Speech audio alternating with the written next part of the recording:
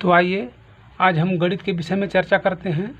ये देखते हैं किसको क्या कहते हैं। जैसे अंक में 0, 1, 2, 3, 4, 5, 6, 7, 8, 9 ये दाशमिक पद्धति के अंक के हैं, यानी 10 अंक हो जाते हैं। ये दाशमिक पद्धति कहलाते हैं। 0 से लगाए 9 तक ये दाशमिक पद्धति का अंक कहलाते हैं। अब सार्थक अंक क्या है? सार्थक अंक आप देखेंगे 1 से 9 तक सार्थक अंक कहलाते हैं।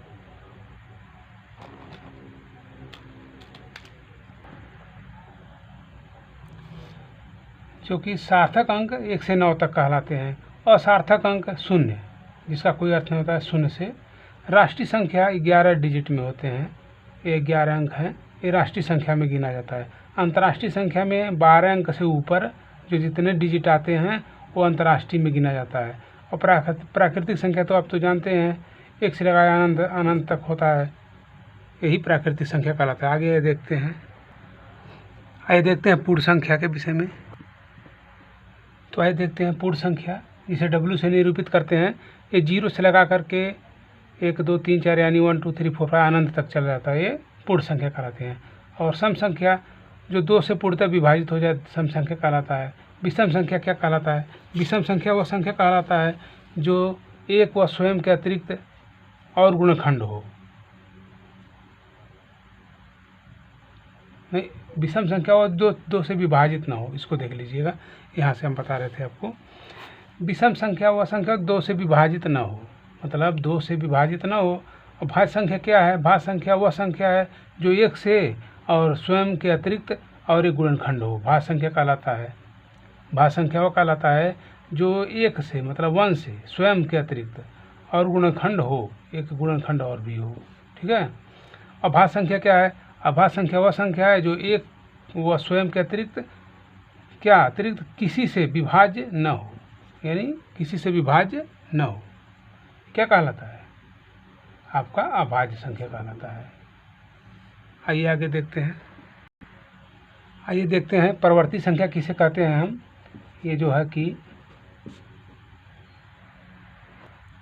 आइए परिवर्तित संख्या किसे कहते हैं? मूल संख्या में 1 जोड़ देने पर प्राप्त होता है। जैसे 10 में 1 जोड़ देते हैं तो 11 प्राप्त, ये परिवर्तित संख्या कहलाता है, ठीक है। अब पूर्ववर्ती देख लीजिए।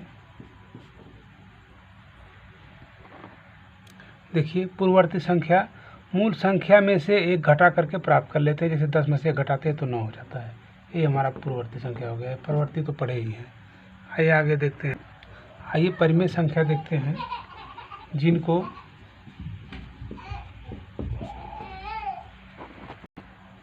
तो देखते हैं जिनको P/Q के रूप में लिखा जाता है। Q नॉट इक्वल टू 0, जैसे 1/2, 2/5 पे है, ऐसे लिखा जाता है। देखते हैं अपरिमेय संख्या।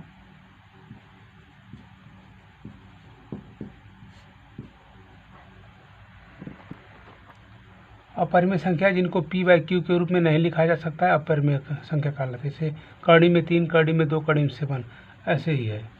आइए आगे देखते हैं। सबसे छोटी अभाज्य संख्या 2 है। आइए देखते हैं। आपने यहाँ तो देखा था अपरिमेय संख्या जिनको P/Q के रूप में नहीं लिखा जा सकता है, जैसे √3, √2, √7। सबसे छोटी अभाज्य संख्या 2 होती है। सवर्णक नियम में पूछा गया क्वेश्चन है, जैसे 2/3 + 1/4 = 7/4। तो ये कैसे हुआ है? ये सवर्णक नियम से, मतलब सिंपल जैसे आप लगाते हैं उस नियम को सवर्णक नियम कहते हैं। आइए आगे देखते हैं। आइए देखते हैं क्रम विनिमय नियम में। क्रम विनिमय में क्रम बदल जाता है। 1/3 + 2/5 है, तो यहाँ देखिए 2/5 यहाँ पहले हो जाएगा और 1/3 बाद में होगा। उसी तरह 2/5 गुणे 1/3 है तो 1/3 गुणे 2, यानी इसके क्रम को सिर्फ बदल दिया जाता है, उसी को क्रम विनिमय नियम कहते हैं। ये देखते हैं साहचर्य नियम में। जैसे साहचर्य नियम में 1/2 है प्लस 2/5 है, फिर कोष्टक में बंद करके 3/4 है, ठीक है।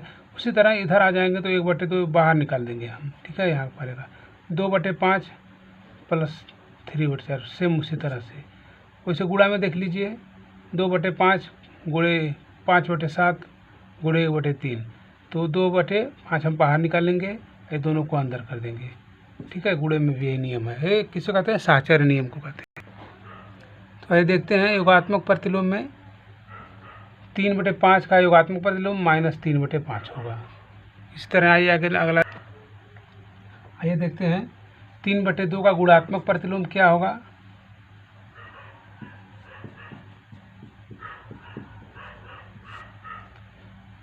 तो इसका होगा, ये उलट जाएगा, इसको उलट देंगे हम तो क्या हो जाएगा 2/3, यही इसका आंसर होगा।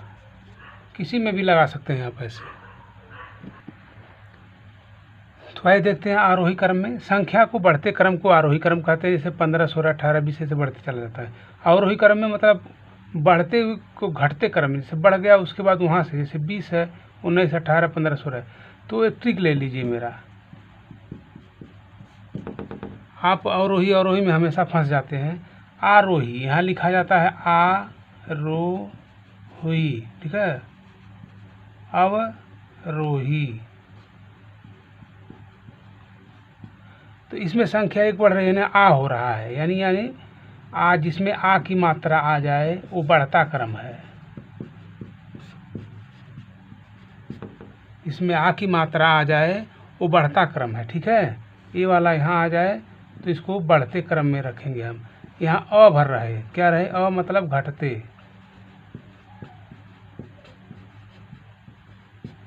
यही कन्फ्यूजन हो जाते हैं कि मैं आरोही में क्या होता है। आरोही में आ मतलब 2 होता है, यानी बढ़ रहा है, क्या हो रहा है, डबल हो रहा है, बढ़ता हुआ जा रहा है, सीरियल से बढ़ रहा है, आरोही। अवरोही मतलब घटते क्रम में। यहाँ 1 मात्रा है, यहाँ 2 मात्रा, यानी 2 है तो ये बढ़ते क्रम में रहेगा हमेशा, जैसे 2, 3, 4, 5, 6, 8, 10, 12 ऐसे होगा। अवरोही अ, यहाँ सिर्फ अ मिल रहा है आपको, तो अ से आप देख लीजिए घटते क्रम में, इससे घटा है ना मात्रा, तो ये घटते क्रम में है, इसको जान लीजिए। जैसे आप पढ़े होंगे तो अवरोही और आरोही में हमेशा फंस जाते हैं। आरोही मतलब 1 मात्रा है, आ मतलब बढ़ते क्रम में, 1 मात्रा और बढ़ गया, यहाँ आ की मात्रा हो गया, यानी बढ़ रहा है, बढ़ते क्रम में जाना है। अवरोही या ये घटा है, अ भर हुआ है, तो यहाँ घटते क्रम में, ठीक है। ऐसे आप ठीक को ध्यान दीजिएगा। आइए 1 से 100 तक सभी संख्याओं को हम योग करते हैं। तो ये मेरा सूत्र है n+1/2, n+1/2, जहाँ n संख्या है। आइए इस पर सवाल लगाते हैं आपको, ठीक, ऐसे सवाल लगेगा। 1 से 100 तक संख्या में जोड़ना है, तो n+1/2, इसी को इस पर रख लीजिए, तुरंत लगा दीजिए, 50 हो जाएगा। n नहीं कटेगा तो यहाँ 25, 2 हो जाएगा और 50 हो जाएगा आपका। तो 50 × 101, यानी 100 + 1 = 102, यानी 50 आंसर होगा आपका, यही आंसर है, ठीक है। आइए दूसरा देखते हैं। 1 से 50 तक संख्याओं का अगर योग करना है तो सूत्र हमारा वही लगेगा, n+1/2, तो 50 यानी हो जाएगा, ये 25 हो जाएगा, इसको काटेंगे तो 50 से 51, 25/51 यानी 1275 होगा, ये आंसर आपका।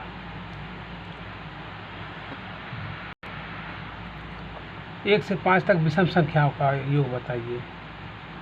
विषम संख्याएं बताइए योग, ठीक, किसका योग मतलब जोड़ बताना है, बताइए योग किसका योग 1 से 5 तक का। तो पहले सूत्र देख लीजिए, मेरा सूत्र है n², यानी 1 से 5 तक है, यानी 5 आपका n हो जाएगा, n बराबर 5, यानी 5 का वर्ग बराबर 25, ठीक है। तो आइए हम सूत्र को जांच कर लेते हैं कि सही है कि नहीं है। तो देखते हैं प्रथम विषम संख्या, ये 5 विषम संख्या हम लेते हैं।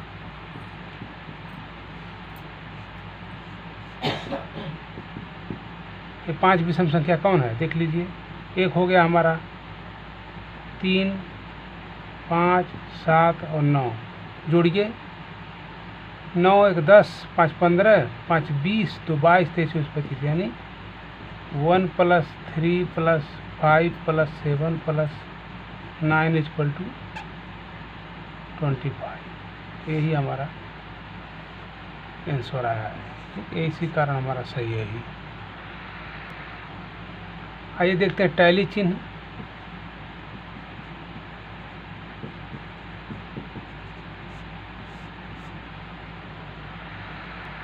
आइए टैली चिन्ह संख्या संकेत हम देखते हैं कैसे होता है। 1 का तो 1 ही रखते हैं, 2 का 2 रखते हैं, ठीक है, 3 का 3 रखते हैं, ऐसे 4 का 4 रखते हैं और 5 का 1 2 3 4, ठीक है।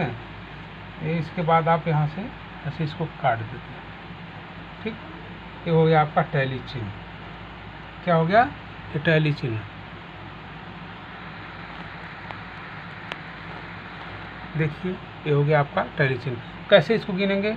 1 2 3 4 और ये काटे हुए अंक को 5, ये 5 चिन्ह हो गया ना। इसको टैली चिन्ह में ऐसे रखते हैं, ठीक है। अब मान लीजिए आपको 15 रखना है, 15, ठीक है। कैसे रखेंगे? 5 1 2 3 4 और ये काटेंगे 5 5 1 2 3 4 5, ठीक है। 1 2 3 4 5, ऐसे आपका 15 हो जाएगा टैली चिन्ह में, ठीक।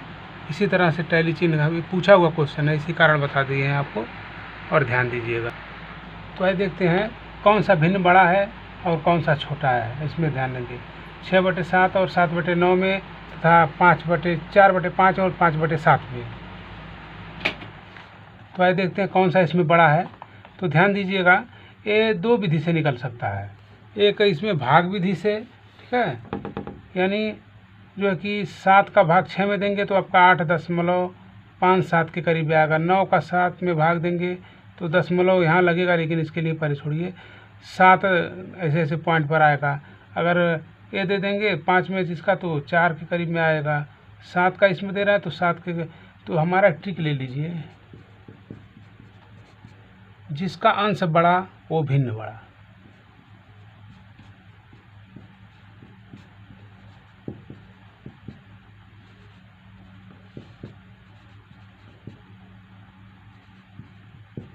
ठीक, जिसका अंश बड़ा वो भिन्न बड़ा, और जिसका अंश छोटा वह भिन्न छोटा।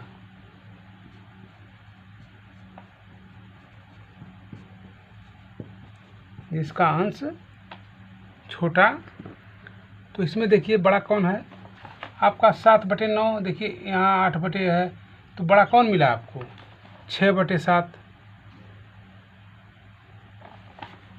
देख लीजिए कौन बड़ा मिला। ये बड़ा 8 दशमलव इतना करीब गया है, 7 के करीब में गया है। तो जिसका अंश बड़ा वो बड़ा, जिसका अंश छोटा वो छोटा।